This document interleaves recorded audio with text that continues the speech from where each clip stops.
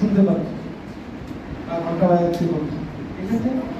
যখন তুমি কাপড় ঝোলাচ্ছে করছো, বাতাসের স্পর্শ পাচ্ছ, হয়ে গেল? তাহলে কি বাকি রয়ে গেল? বাকি কি রইল? সব বসে যাও, এখানেই বসো, একই তো থাকবে সাড়ে 9 বাজতে বাবু।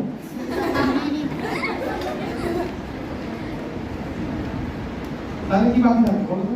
কি করলাম আমরা?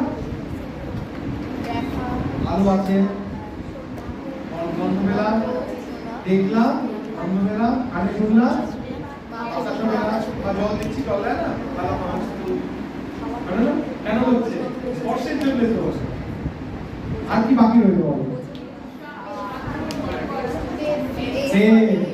কি করতে হবে? ভোগ করতে হবে তার জন্য। টেস্ট কত রকমের হয়? কি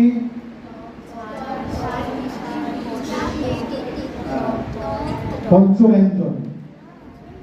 ভোগের যে অংশ হয় সেটা ওই যে রাগের মধ্যে থেকে, যে রাগের মধ্যে 4 রকমের স্বর লিখে, একটা রাগের মধ্যে যেমন আগে আমরা লিখেছি কি সঙ্গীতের স্বরটা 4টে, কি কি? শুদ্ধ, কোমল, তীব্র। সেগুলো রাগের ক্ষেত্রে একটা রিচুয়াল হয়ে গেছে। এত রিচুয়াল বলছি না, যেগুলো রিচুয়াল হলে কেউ তার মধ্যে জাতি আছে, বর্ণ আছে বলছে। এবার রাগের মধ্যেও দেখা গেল 4 রকমের স্বর। কি কি স্বর? প্রথম স্বর হচ্ছে খুব ইম্পর্টেন্ট রাগে, এটা কি? বাদী স্বর। লিখে ফেলে না?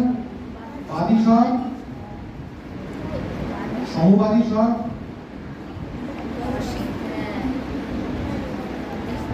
অনুবাদী স্বর,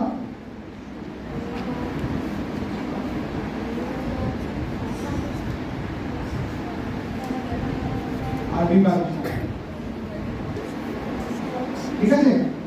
এবার বলি স্থায়ী ভাগের প্রধান স্বর হচ্ছে, স্থায়ী শব্দটা বলছি, স্থায়ী ভাগের প্রধান স্বর হচ্ছে বাদী স্বর।